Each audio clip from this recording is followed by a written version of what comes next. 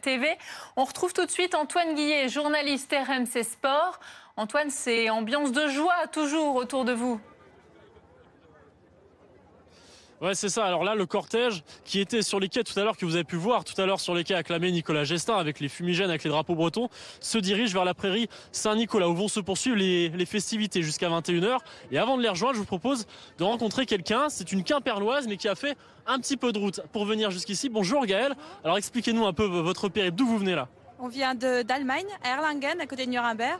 Et normalement, on devait venir que demain. Et vu les festivités aujourd'hui pour fêter notre champion olympique, j'ai pris une journée de plus de vacances et on est arrivé hier soir. Forcément. Tardivement, mais on est arrivé. Forcément, pour vous, c'était impossible de manquer ce moment. Racontez-nous un peu comment vous avez vécu l'épreuve de Nicolas Gestin depuis l'Allemagne un peu. L'Allemagne, ça a été très dur parce que les Allemands étaient un peu chauvins, donc ils nous ont diffusé les équipes allemandes. Mais le canoë, j'ai réussi à le voir avec les chaînes françaises, heureusement qu'ils étaient là. Mais une fervence, les Français, on était plusieurs Français à regarder ensemble les matchs et le parcours, le slalom de Nicolas. Et ça a été une super ambiance. Et l'ambiance en général était super.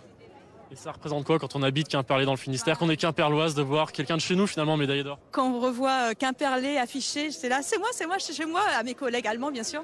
Et ça a été franchement une surprise. Et j'ai dit, ah non, faut que je regarde, j'aille voir. Et j'étais contente que ça tombe aujourd'hui.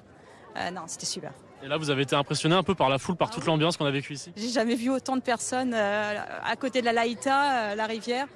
Autant, non, j'avais jamais vu. Non, c'est une super ambiance et c'est bien, on le remercie. Et merci à tous ces efforts parce que tous les sportifs, ils font beaucoup d'entraînement. Et à une médaille d'or, pour eux, je pense que c'est le Saint Graal. Et pour nous aussi. Merci beaucoup Gaëlle, on vous laisse rejoindre la prairie Saint-Nicolas. On va vous suivre. Voilà, vous voyez ce millier de personnes qui rejoignent la prairie Saint-Nicolas où vont se poursuivre les festivités jusqu'à 20h30, 21h.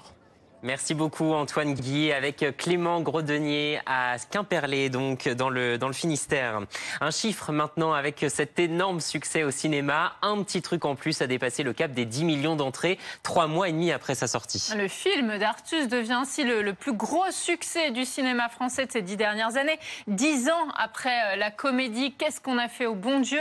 Et cette barre symbolique des 10 millions, tombe bien, c'est le jour de l'anniversaire de son réalisateur. Artus a dit « On ne pouvait pas me faire de plus beau cadeau ». Et écoutez ces spectateurs qui continuent d'aller en salle pour voir le film.